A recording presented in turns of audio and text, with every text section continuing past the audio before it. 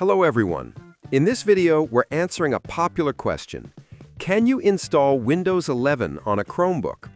The short answer is yes, but it's not straightforward, and it depends on your Chromebook's hardware and model. Let's break it down clearly. Chromebooks are built to run Chrome OS, which is lightweight and web-based. They don't officially support Windows, but some advanced users manage to install Windows 11 through workarounds.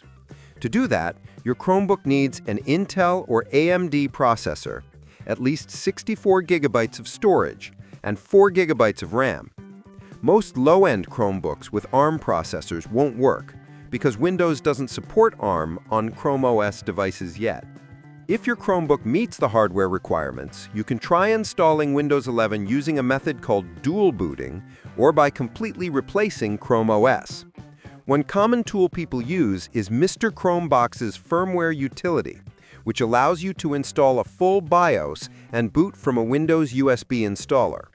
But be careful, this process wipes your system, voids your warranty, and can brick your device if done incorrectly. Another safer alternative is using virtualization.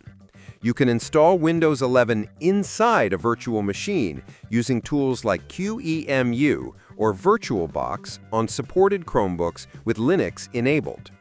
It won't run as smoothly as a native install, but it lets you use Windows apps within Chrome OS without losing your main system.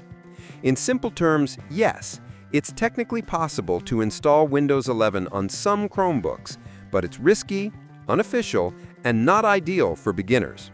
Most users are better off using Windows apps through the web, remote desktop, or Linux mode for desktop software alternatives.